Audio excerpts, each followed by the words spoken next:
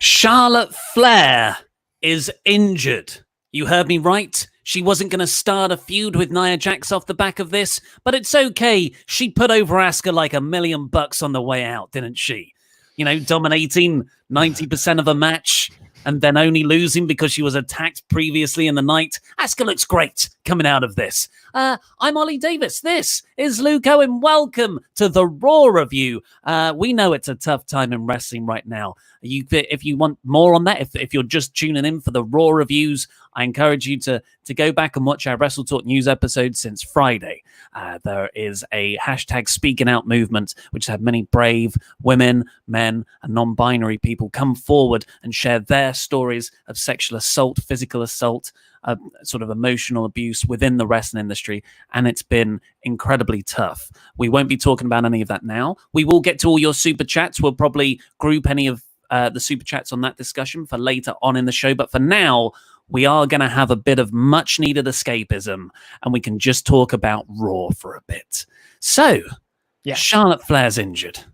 So, we've got two conflicting reports at the moment. One of which is that she, like the one consistent is that Charlotte Flair is having surgery. Whether that means that she is injured is a different matter, but she is having surgery. That's what Dave Meltzer and Alex McCarthy are saying. So here is Meltzer's quote from Wrestling Observer Radio.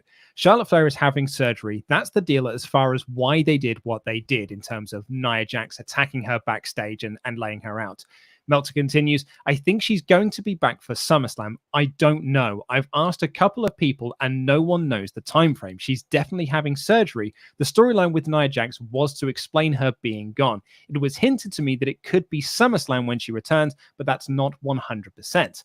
Alex McCarthy of TalkSport then posted up about an hour later. Sources have told TalkSport that Flair will be taking an extended break from WWE. The 34-year-old has been a constant on the show for years now, and she's going to be taking some personal time and having surgery. The idea is that she will return around Royal Rumble season next year, but if a good storyline pops up before then, around Survivor Series, she could be open to return later this year. Wow. So at the best, Charlotte is out until August or September, depending on where WWE will hold September Fest, SummerSlam. That's its own big story. But potentially out until January. Yeah. And it is kind of, it is, I put up a joke tweet about this, being like, thankfully, WWE haven't been building the entire women's division around it. Oh, no, wait, that's exactly what they've been doing. And unfortunately, the last few years of WWE have now seen them build the entire division around Ronda Rousey, and she left. Then they built the entire division around Becky Lynch, and she got pregnant and left. And now they built the entire division around Charlotte Flair, and she's gone. Now, in all of those things, in isolation, aren't the worst. Building an entire division around someone isn't the worst thing in the world. All men's divisions are built around one particular star. The problem is that they haven't built anyone else other than that. So when you look at Raw's women's division currently, Asuka doesn't feel like a credible champion at the moment because she's done nothing but really been beaten a lot. Like, she got a fluke win, she got a fluke draw against Nia Jax at Backlash. It was Backlash, wasn't it? It sure was. It sure was. Then she only beat Nia Jax the following night because the referee fast counted. She got beat by Charlotte Flair twice. So she has not been put over strong at all as champion. And then, who's a credible contender to her now? Baszler's been off TV for months at this point and has got completely flattened out after the Becky Lynch match at Mania. Natalya, Liv Morgan, Ruby Riott, none of these people feel like stars at the moment. There's no division here. There's a champion and a bunch of no ones. Yeah, and that's so to cover the women's division developments on this show. The Charlotte injury story's only really come out this morning, a few hours ago, really. One of the opening segments for Raw was Nia Jax coming out to cut a promo. Some tomfoolery happens, but then Charlotte comes down to have a brawl with each other, and Charlotte really hurts her arm. And then, honestly, the bulk of this show was done about, my arm. No, I'll be okay to compete. It's fine. She had a few backstage segments with Charlie Caruso about how she'll be okay to compete later in her Championship Monday match against Asuka. And then the Asuka match itself for the title, a perfect opportunity to put Asuka over strong for the first time since she got the belt, which she didn't even win. It's not like she's got this big title victory momentum coming off it. Sure, she won the Money in the Bank, but, the women's thing, the women's belt was a surprise. So the whole story of this match wasn't about getting over Asuka. It was about Charlotte losing. Charlotte takes 90% of this match, even with the injured arm. And then it's only at the end, in a short match, by the way. Everything was very short on this show because a reported part of the McMahon-Pritchard regime is that no matches go beyond 10 minutes, which, I think that's probably okay for the majority of matches, but for at least one match a week, and especially for a show that is exclusively built on championship matches, you need time to tell those stories. So Asuka just sneaks out a win at the end when she puts on the Asuka lock, really yanking back on the torque on Charlotte's arm.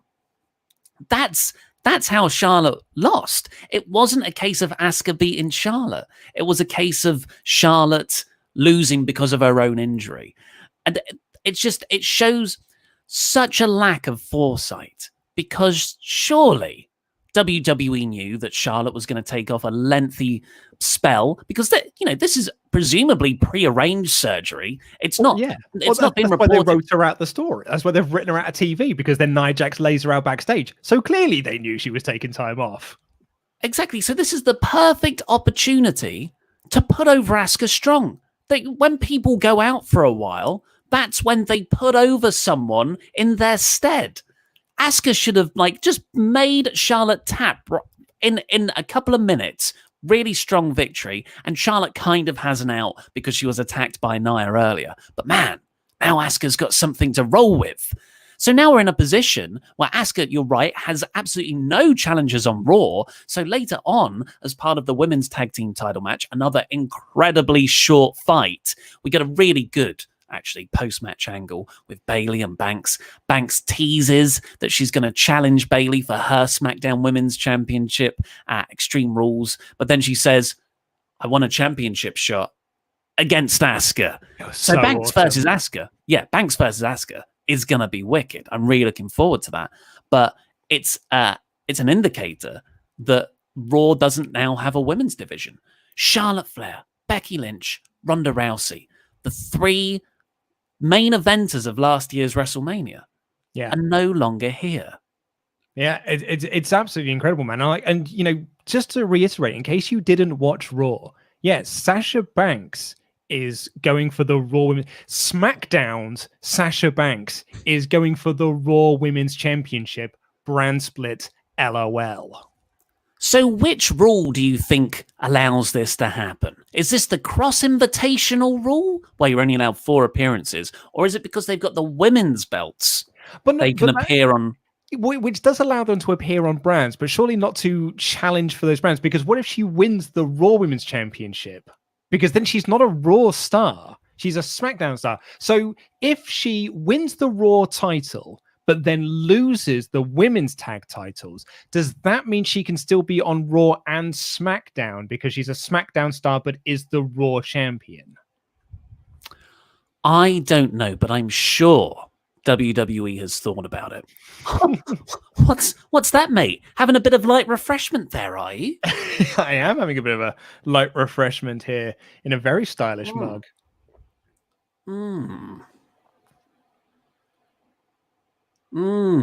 Look at that. Look at that WrestleTalk mug. Good podcast audio. Yes. So we've got mugs now on our store. Please do go check out WrestleTalkMerch.com. Get yourself a mug.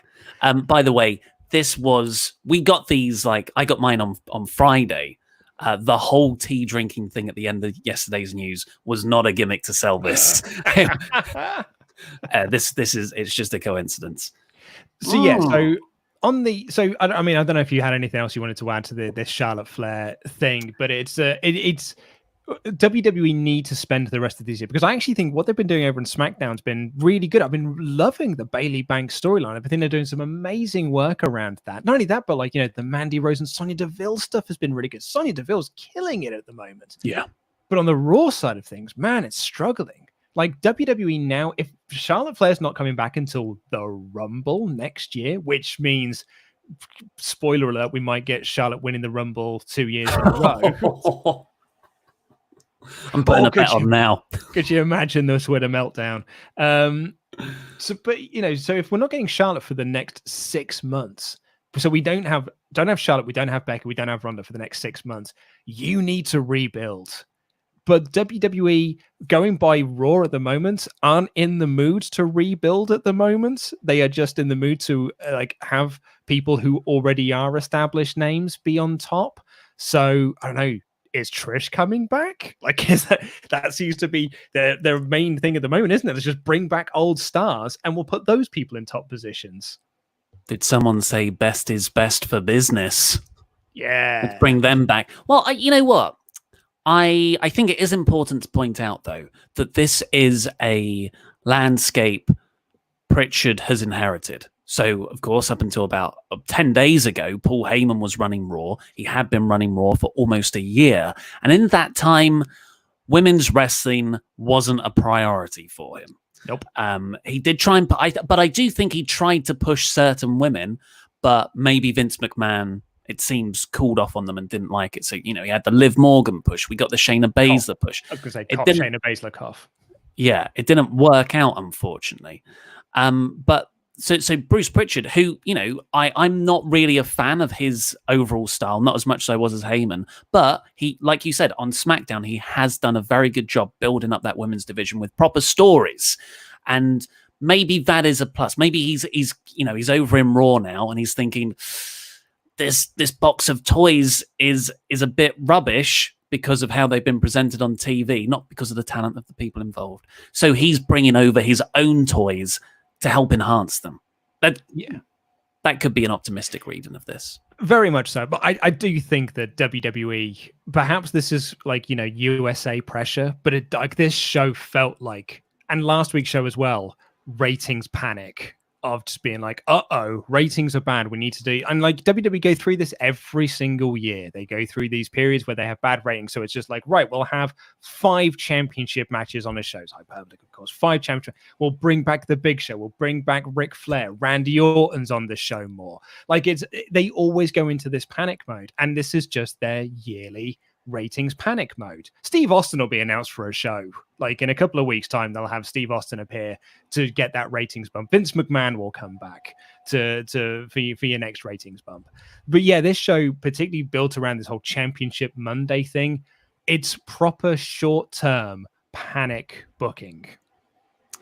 I totally agree. We'll get into the full play-by-play review of Championship Monday episode of Monday Night Raw. But first, let's go through your super chats for the women's division topic. Azo Smith says, Charlotte hasn't tapped since 2018 to Becky, which is a huge thing, right? It didn't feel like it on the show. It's all about how you present it.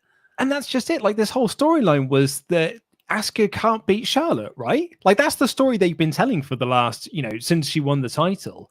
And that really didn't feel like that was the conclusion of that story, that she finally got a win. The story wasn't about Asuka, it was about Charlotte. And that's not the way you present the finale of that story. It didn't feel like the big moment that it should have been. No. Dylan from Cork. Hey, buddy. Hi to Ashleen as well.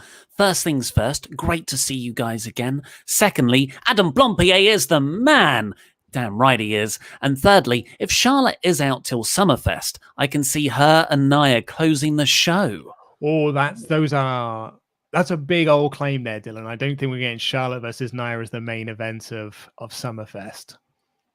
Orton versus Triple H. Oh my God, you might be onto something with that. I didn't even consider it. I just gotta panic like vision into the future, and that's what popped up. Eddie Road Dog. Did you notice Charlotte sold that attack from Nyah with annoyance and not a legit injury with pain? Even on her way out, she couldn't put someone over. I did actually, yeah. So in the backstage segment, there's a bit like, after the Asuka match, Nia Jax attacks her. She slams Charlotte's arm in a sort of crate with a door, and Charlotte, just rolls over. Now I think Charlotte did that because that's in her head, that's her character. And her character, the Queen, wouldn't, properly sell something. I think that is a mistake. I appreciate the commitment to being a tough character. I think there should actually be more of that. But in this case, you want to make other people look good for a change. Yeah, absolutely.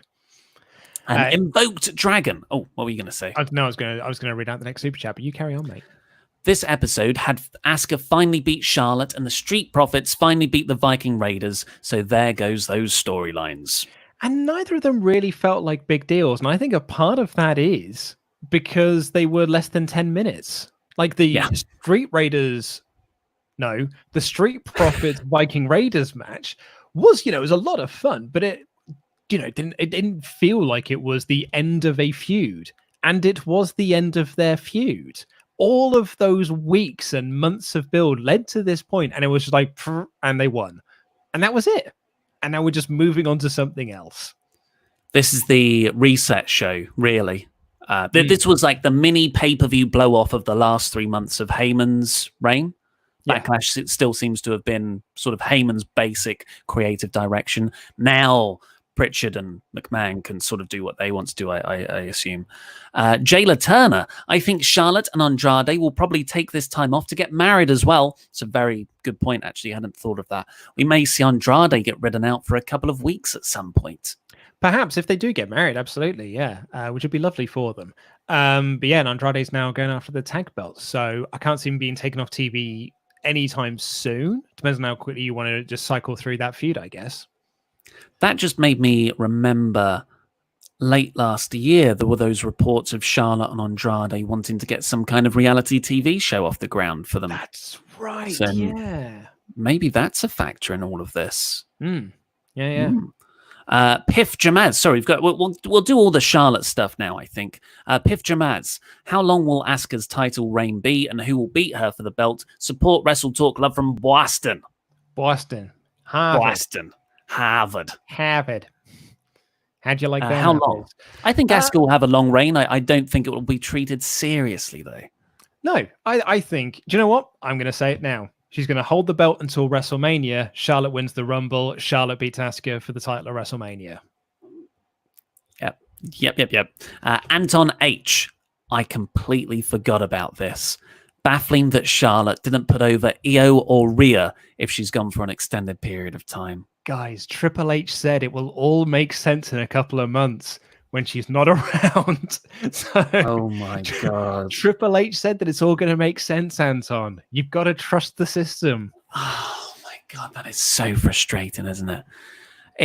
Because Charlotte being called back to Raw was apparently a last minute thing because of Becky's pregnancy, which caught a lot of people by surprise. So maybe Charlotte was meant to put over some people some more. Well, I thought she was going to put over Rhea at the very least. Though surely the whole point of this was to put over Rhea Ripley. What an absolutely terrible title run that's been for NXT. Completely undermined the women's division there. Bernally Reuters push Nyah more now. I mean, you could do it. Yeah. Nyah and Asuka are the biggest stars in that division now. Absolutely. And Dylan from Cork, correction, I meant to say Charlotte and Nyah for the title as opposed to closing the show, but now I've said it, I'm worried it will happen, lol. No, dude, I'm telling you now. Charlotte Asuka at next year's WrestleMania. Charlotte is winning the Rumble. I'm calling it now. Maybe that's when Asuka will get her proper win, and WWE will say Charlotte never beat Asuka. No, it's sorry, other way around. Charlotte can get the belt. That's how she did it on her way to, just. The other thing is on Charlotte as well, to make mention of this before we move on to the play-by-play. I am still confused as to whether, I know people really don't like us bringing this up. Is she a heel or a face? because the way she acted on this show was a babyface. She had the babyface storyline going into the match, but the fake crowd were booing her when she made her entrance. And because they're the fake crowd that are being told what to do, that makes me think that she is supposed to be a heel, right? She's a star. Oh, of course. It is frustrating, and it really, really reveals WWE's priorities of who they want to protect and push. That Asuka, who needs a strong bit of babyface booking, they give that storyline, that ring psychology, to Charlotte on her way out. It's baffling. Yeah. Actually baffling. Right, so before we get into the play-by-play, we've already plugged it once. Get your WrestleTalk mugs from WrestleTalkMerch.com. So it's like, can we do a Shaun of the Dead thing where we can have a cup of tea, wait for us to all blow over the coronavirus? So go over there. And also, hey, look, please vote for us in the Listener's Choice Awards. Where's the link for that, Luke? It is in the podcast. It's actually the podcast description as well, but it's in the video description down below. Click that link. You don't have to be in the UK to vote this. You do not have to be of these British Isles. You can vote from all over the world. Adam Buxton is going to win, and that's absolutely fine. But hey, he deserves it. He deserves it. It's a great podcast. But, give a little vote to us as well. We'd really appreciate it. Definitely. So, Raw. Get in your super chats. We'll get to the rest at the end of the show. We'll read out every single one. We'll try and run through this Raw review quite quickly, just because, again, it's a very talk-heavy, scattered show. Mm-hmm. Like last week's, it's segment. Nothing really getting a chance to breathe. And they intercut between so many different bits. It is a bit difficult to go back and review. So one of my roles after this podcast is to do the timestamps. That's one of my things that I do in sort of like the post care of once this video goes out, as well as putting the ad breaks in. And I suddenly realized as I was going through, I was like, this is almost impossible to get timestamps for, like skipping ahead, because you will listen to one bit, be like, okay, I'll skip ahead a couple of minutes. I'm talking about something completely different, but it's not. It is still connected. So the other thing was, it's just that the segments are split across all the show, which I don't think is actually the worst thing in the world. I think it's good to have these sort of multiple storylines and just cutting back and forth to things. But it does also make the show feel very bitty. And yeah, I think the fact that matches don't go longer than 10 minutes at the moment just makes it feel like it's Attitude Era booking as well, the way of pacing a show, which kind of works fine for 2 hours, but does not work for 3. Yeah, good point. Drew McIntyre Open Championship Monday to be interrupted by Dolph Ziggler, his former Dogs of War buddy. Oh, we should have seen what this a coming, faction! Really. Should have seen this coming when they quietly announced that Mustafa Ali and Dolph Ziggler had moved over to Raw. And Bobby Roode. Yeah, we should have seen it coming that they were going to do Dolph versus Drew for the title at Extreme Rules, but. Yeah, people have been asking us in the comments, who do you think is going to be next for Drew? And we've been saying, well, no one really feels like a contender. So they've just picked Dolph Ziggler, which, man, does this feel mid-card. This feels so unimportant. Yeah. But if I didn't know anything, I would have said, it's the United States or Intercontinental title match. It's a shame because I'm actually really into a Bobby versus Drew rematch. I think they've got something really good there, and the storyline can continue. To bring Dolph Ziggler over, fine. I do genuinely love Dolph, but unfortunately his character has been awfully booked and stop pushes different characters over the years. To bring him over after he lost to Braun Strowman, he's just been a nobody over there, really, not doing much. I guess he's in the Mandy Rose storyline. It just sends such a bad message. You can't just bring someone. Sometimes you can, actually, and this like trade freshens up their push. But Dolph Ziggler's been with the company so long. He's like 40 as well. It's not like he's a young, exciting talent anymore. So that this is, I hope they've got something here where they've got a really good story or angle planned, because this is incredibly uninspiring.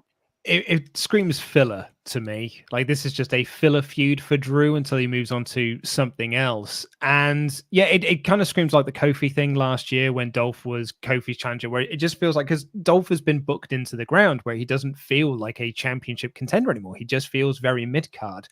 What I do like about this, though, is that is also partly the story they're telling on this, is that Dolph doesn't deserve this shot. You got Byron Saxton on commentary being like, what has Dolph done to earn this title shot? He's just lucky. He's only got this chance because Drew is a fighting champion and has given it to him. He actually doesn't deserve this chance at the world title. So at least there is some acknowledgement there, but also at the same time, just don't do it then. Like, just don't put Dolph in this position. Or do it right here. Do it on Championship Monday. Yeah. No, it's an extreme. I would be... Got to say that for the pay-per-view, mate. So after that, we got the Nia Jax promo that we've already talked about with Charlotte. In this, our truth ran out. Thought Nia Jax was Akira Tozawa in disguise. Akira Tozawa was out there dressed as a ninja. This is what it is. Do you know what? It shows how important the 24/7 title is when they were talking about all the championship matches on Championship Monday. And there was a 24/7 title match booked, but that was not part of Championship Monday. Then we got the culmination, I think, of the Anything You Can Do Better feud between the Viking Raiders and the Street Profits. And they had this really nice bit backstage beforehand where they said, hey, we'll be friends forever now. We've really bonded. I'm glad they've taken that route, because I have become as weird and nonsensical and quite often bad as their skits have been over the last couple of months. What has shone through is the personalities of the four men. And I'm really into them as people, not so much, that everything else that they've done. So that was nice. And then that played directly into the actual match, where it really was a game of one-upmanship. And it was a really fun match, as I said earlier. It didn't get the time that I think it fully deserved, for considering the amount of build that we've had to get to this point. I honestly was hoping we were going to get a Raiders heel turn here at the end.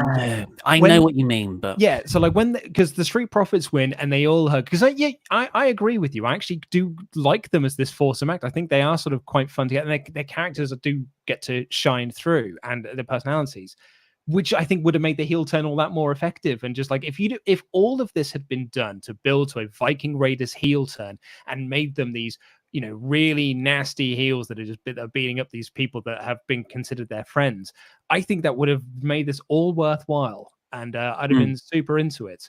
But yeah, I really would have liked to have seen the Raiders turn heel here. They didn't. And they all hug at the end. The Raiders leave. And then Andrade and Angel Garza attack the Street Profits after the match. So there's your new feud. Yeah, and Zelina Vega said as much backstage. She said, yeah, we're back together now. So, what was the point of the dissension storyline? That rather undercuts everything. It ties into the super chat we had earlier. You do this match at Extreme Rules where Garza costs them the match, writes up Andrade for a little bit. There you go. Then it cuts back and forth. Charlotte gets a segment. Seth Rollins cut a promo on Ray. I thought that was quite good, actually. Vega had an interview with Charlie Caruso. Then we got that Asuka Charlotte match that we've already covered. Then we got a really excellent promo from Edge, filmed like he's in the corner of a ring, on the ring post. And he's just sort of, when he, before he does a spear, really. So he's sort of hunched down like that, and he's just talking directly to camera in one shot. It's all dark behind him. You can only see the ropes. I thought it was a really, really smart and effective bit of staging. And Edge's performance and the content of what he was saying was superb. Yeah, I loved the line, I'm disappointed I didn't see the low blow coming. I'm disappointed I didn't do it first.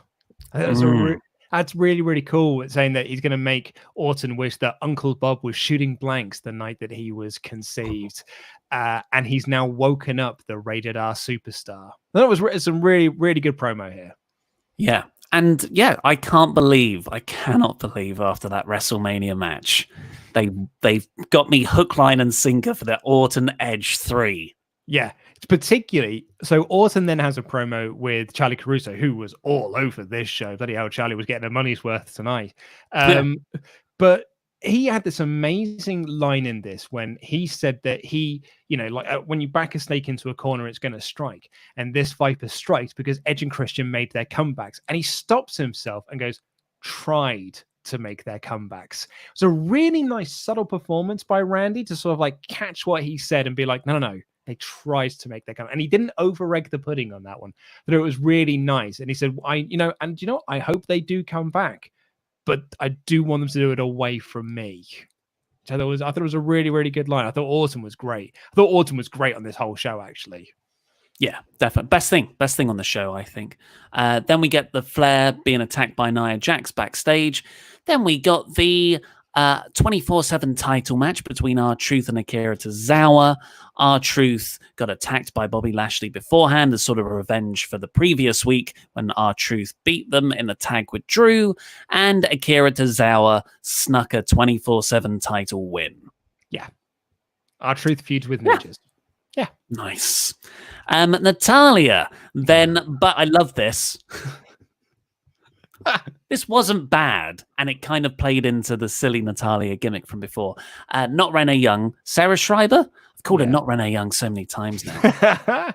Is doing a medical update on Charlotte outside of a trainer's room, and Natalia just butts in and says, "You know what? I'm a pretty good locker room leader."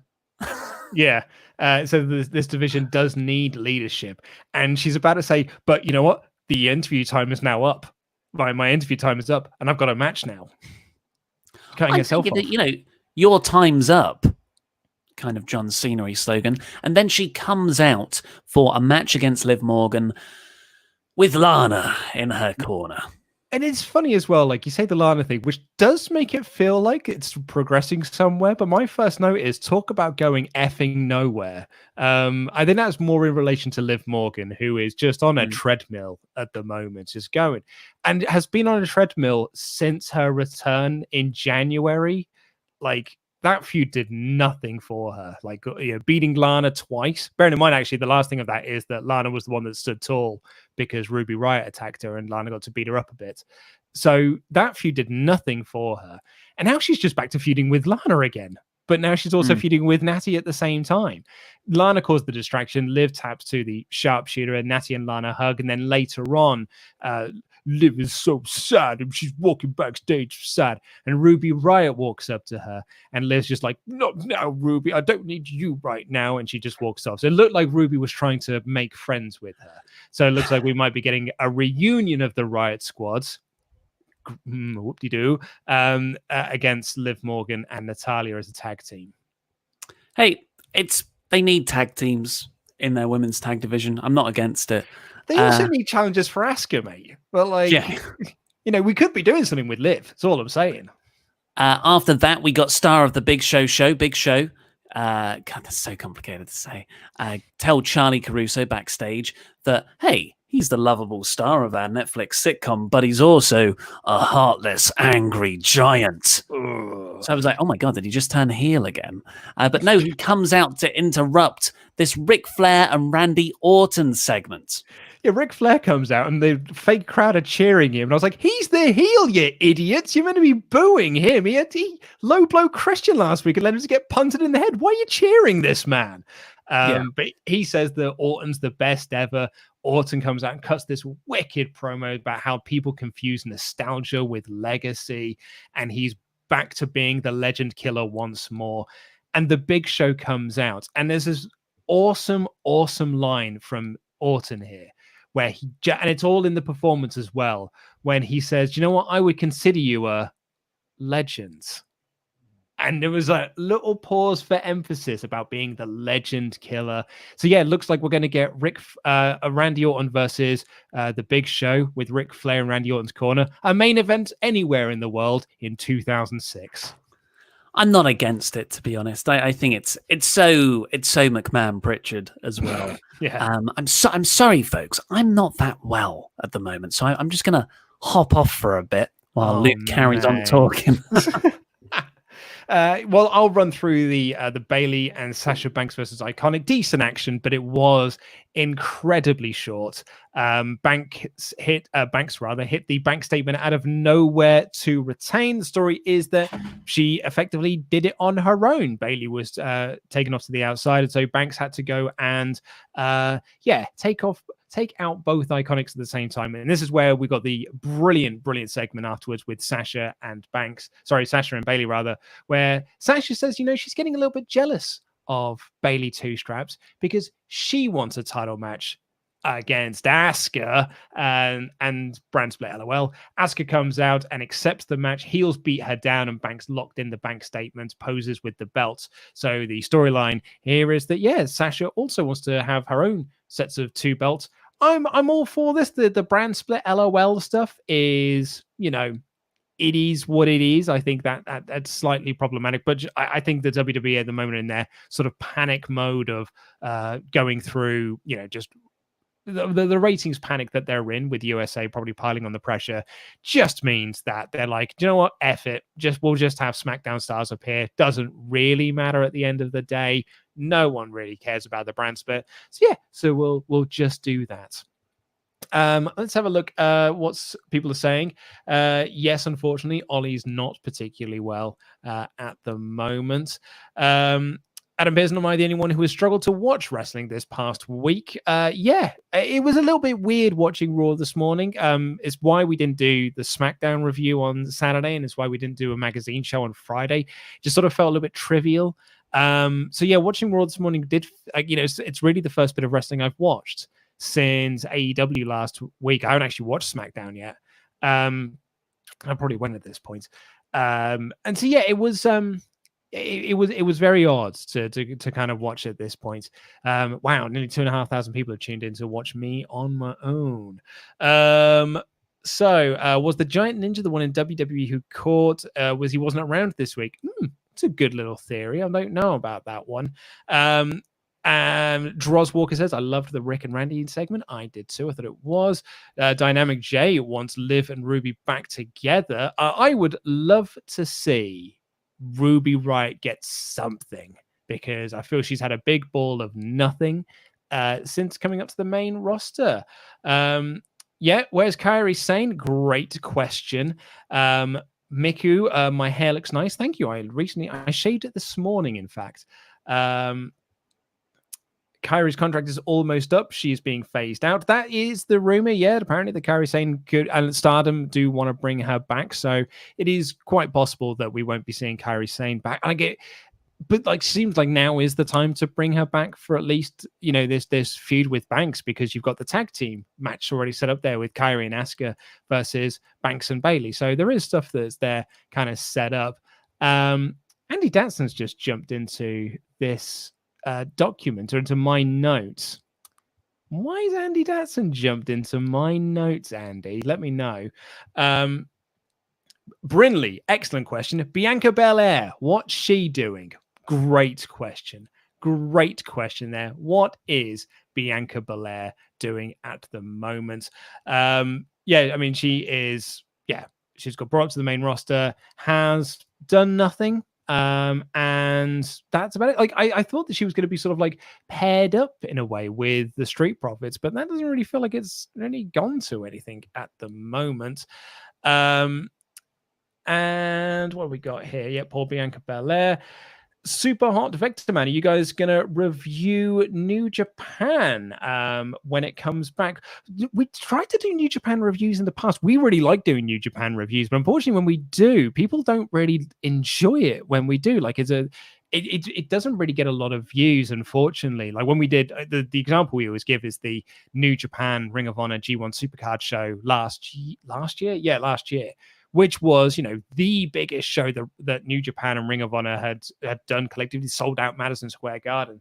And the entire chat during that was not watching the show for the live stream. They were actually watching the WWE Hall of Fame and were letting us know what was happening on the Hall of Fame. So it was it wasn't a particularly well-watched show.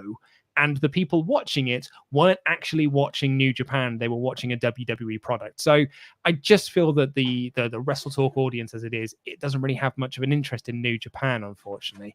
Oh, here comes Davis. Thank God. I was struggling I could only stall for so long. So yes, thank God you're back. I was really struggling there, mate. Well, you really? Yeah, I just started talking about New Japan for a little bit and the G1 Supercard last year and how people were watching the live stream that we did, but were actually watching the WWE Hall of Fame. Yeah. Then you just keep talking about the show.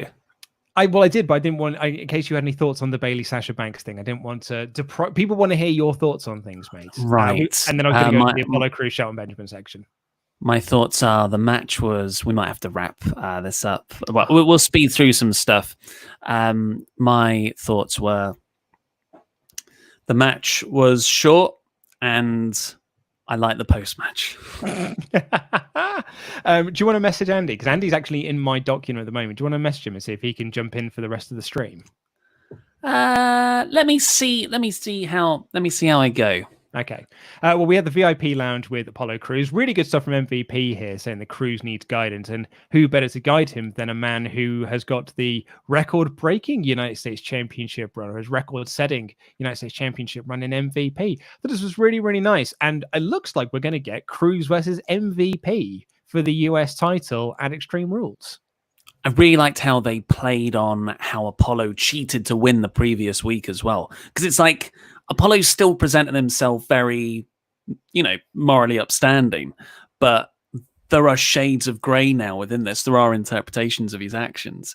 And what I really, really liked is that MVP sees himself as a business manager, like a strategist. And then when Shelton Benjamin comes down and Apollo gets blindsided and attacked, MVP shouts at him, first rule, don't put yourself at a 2-on-1 disadvantage. Yeah, the match was very short, but Crews won with the toss powerbomb for the win, and MVP applauded from the stage. Lashley attacked him after the match and laid him out. Some decent stuff in there, I thought. And then the main event was Ray and Dominic coming out for a promo, with Ray saying that Dom scared him last week. Dom says that this family is not going anywhere. We want to fight. Seth Rollins comes out, and this led to a big brawl with Murphy and Theory. Humberto Carrillo and Aleister Black came out for the save. Apparently Carrillo and Black are just best mates now. That they're the new tag team. They look up to Ray. Do you think that they have confused Humberto with Ricochet? They were like, weren't you a tag team at this time last year? Yeah, probably. Yeah, I forgot about Black and Ricochet. Dear God. Yeah, well, Ricochet's busy being on main events with Andrade. But anyway, this led to a big old brawl. Ray and Dom nearly blinded Seth Rollins by doing the same thing to him by pushing him into the stairs. But Theory and Black made the save, and the baby faces stood tall at the end. Yeah, I thought this was a really good, effective angle, actually. I don't know if it was the main event angle. I would have preferred a championship match to headline Championship Monday, or maybe at least the Orton Edge thing. But I guess that didn't really have a big cliffhanger finish either. But yeah, I thought overall it was a decent show. You see, there's the Charlotte stuff, which is frustrating in hindsight, but there were big matches. They were all short, but they had championships attached to them. The Orton stuff was excellent. The Edge stuff was excellent. I'm really into Seth Rollins still, but this was a rushed job. Yeah, they just announced it's Championship Monday the other day with no build, no reason for all these people to fight or for us to care about the title matches being at stake. So, yeah, overall, a fine viewing experience, but actually not that engaging overall, I would say. Yeah, I'd have gone a low average, sort of a high poor, because the show was fine. Like, it was okay. It was, the 3 hours zipped by, but the fact that the matches didn't really feel like they had any weight, which is startling because there were so many championship matches on the show. Thought the treatment of Asuka was unforgivable. I think Randy Orton is the biggest star on this show, and he's not the champion, and it just feels like this is WWE in proper panic mode. I know I'm a stuck record at this point, but they're in proper panic mode now over the ratings. And when they do that, they go into short-term ideas. And I don't think that what they need right now is these short-term ideas. They need to be thinking much longer term, which is what Heyman was trying to do. But they're in a panic mode. So they're like, well, let's scrap the last year's worth of work, and we'll just bring back the Big Show, and we'll bring back Randy Orton, and we'll bring back Ric Flair. And you can't keep relying on these names. You have to build new stars. Otherwise, you're not going to be able to have Saudi shows in 10 years because you can't have, you need legends to be able to have the Saudi shows. I forgot to say on Ric Flair because I was feeling a bit lightheaded, but I found it a bit awkward seeing him on screen actually, and not because of coronavirus things, but because if you read Reddit on the front page of Squared Circle, people are reposting allegations and stories from the past, and Ric Flair on a WWE show has a bit, it's the cartoon animated one. I can't remember what it's called. He tells a story that he exposed himself on a plane to an air stewardess. Yes, yeah, it's quite which is sexual assault, right? Yeah. So Ric Flair is a fantastic screen presence, but I did not enjoy seeing him for two reasons: coronavirus, it's dangerous, no reason to be there. He's got massive health problems, nearly died 2 years ago, and also all of this stuff that's being dredged up right now. Yeah, I didn't even think about that, but you're absolutely right. Absolutely right. We have had loads of new Patreons come in over the last week. Thank you all so much. If you give $25 a month or more, you get a shout out on this very show. We'll get to the super chats right after them. The roller coaster, Robert Acosta. Very nice. Yes, the roller coaster, I believe it is. The beauty, not the beast, Lynn Bell. Thank you, Lynn. Let's have a drink, Chris Merriman. Yes. I'm glad that Pete's doing the name now, because I definitely would have gone for an Alan Partridge reference with Lynn. The ginger bearded wonder that's not Laurie, Peter Greaves. Peter Greaves. Finding Jory, D-Bon. Yeah, Finding Jory. Duncan, just Duncan. Just Duncan. Ari, the Boozerweight, Feldberg. Yes, lovely stuff. Shield Maiden, the Zornice. Shield Maiden's cool. The Hunter, Tyler Bailey. Very nice. The WrestleTalk sign guy, Jake. Cheers, Thanks, Jake. This is some kind of Patreon shout out. Nate, drop surname. Yeah, thanks, Nate. And lastly, for now, butter me up, Soren Nord. Thank you all so much. Why do you build me up? I hope you all enjoyed our review of New Japan's Dominion from 2018 with the excellent Okada Omega match number 4. Really enjoyed doing that review. And this coming weekend, it should be possibly even on Friday, WrestleTalk After Dark will be in your podcast feeds. It's going to be myself, Laurie, and this bad boy over here, Ollie Davis, making his triumphant return to WrestleTalk After Dark after 2 months. Yeah, I need a drink. Is a simple fact. And thank you, Mod Mother Jenna, returning to head up the moderation comments.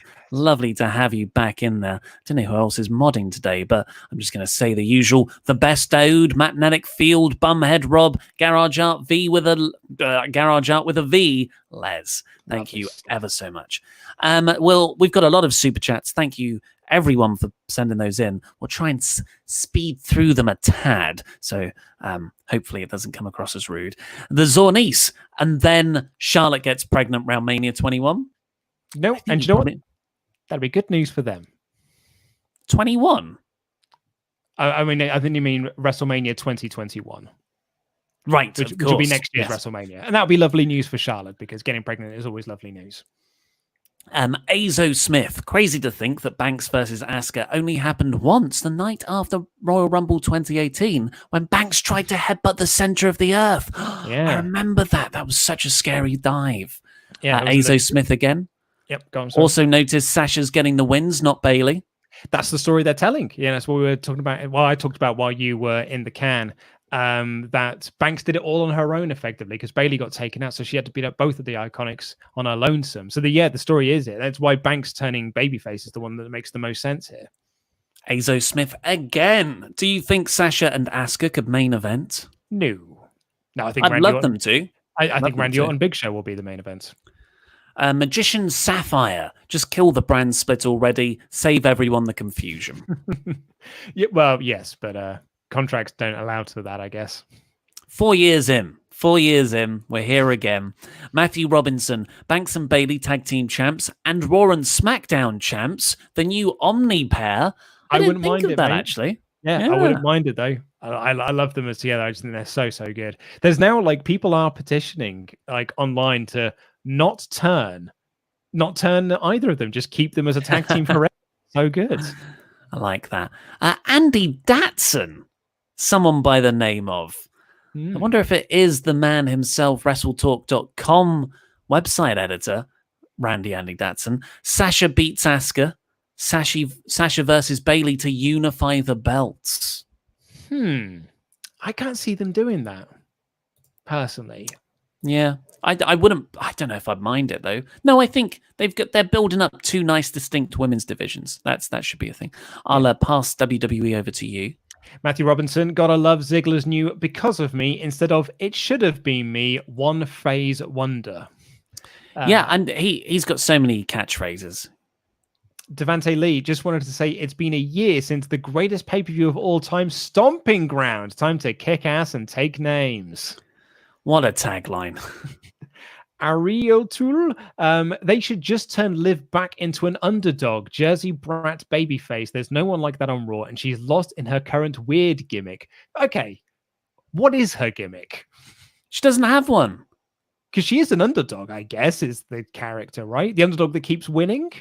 There's no that's it. There's no character to her. Her character is, I don't know what my character is. That's literally, she says, I'm still finding myself. Well, it's not good enough. I'm not, again, not Liv, WWE creative team we're criticizing here.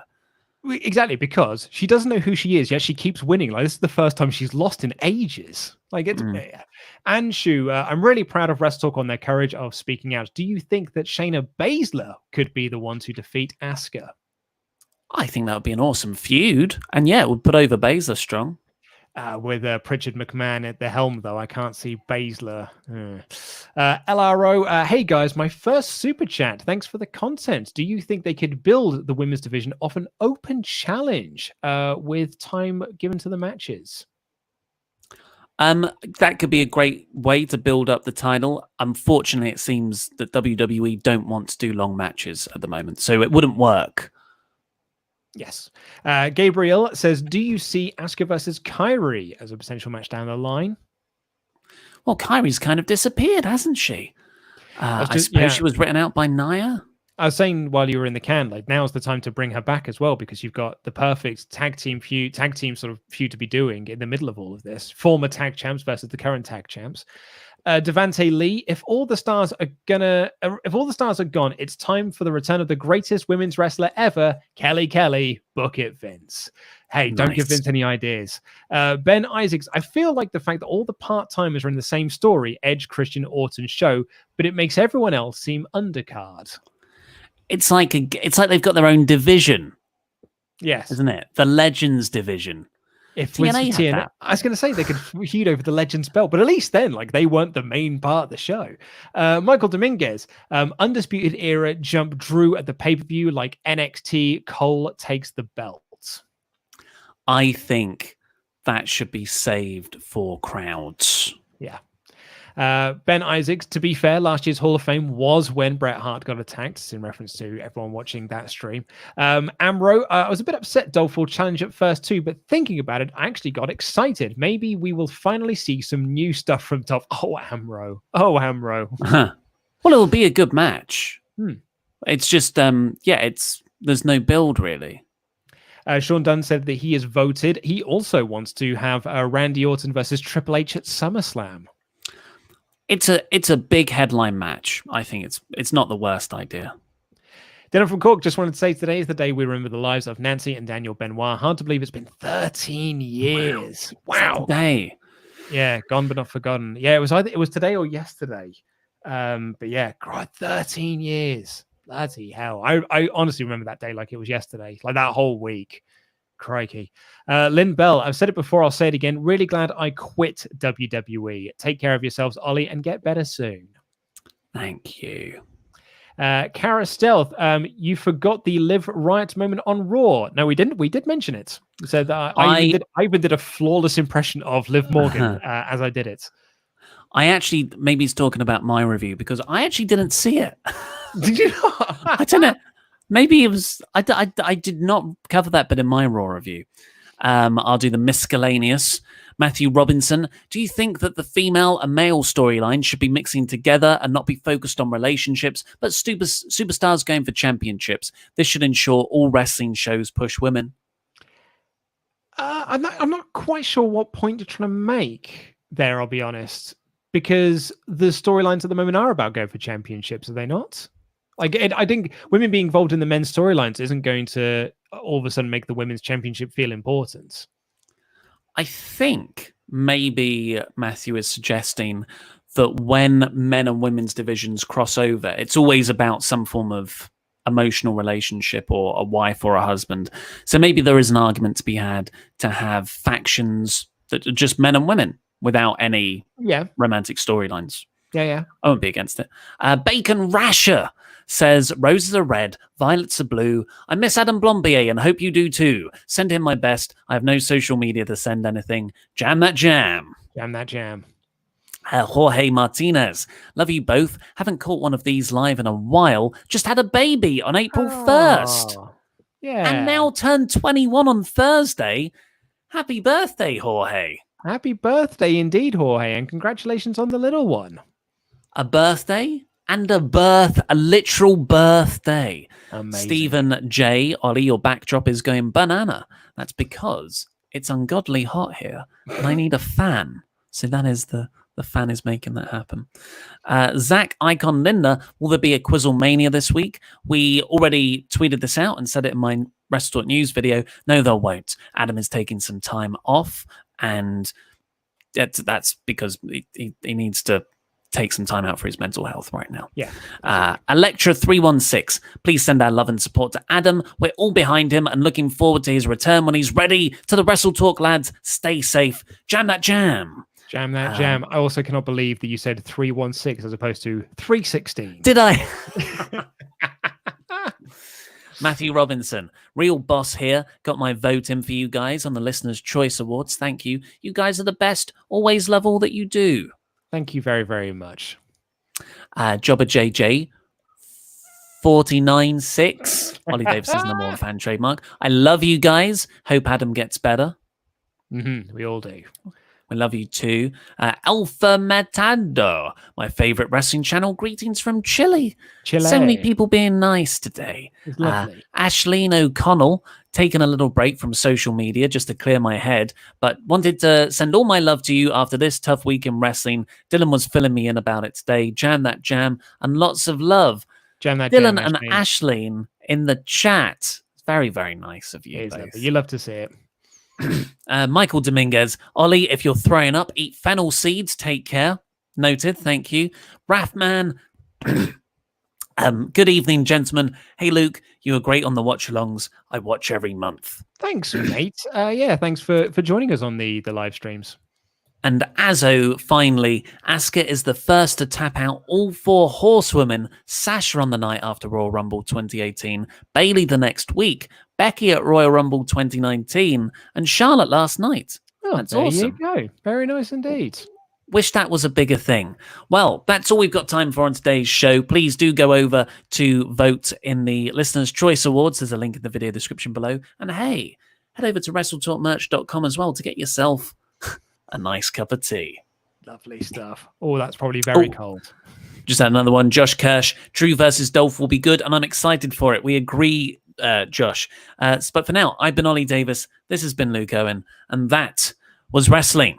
Bye. Bye.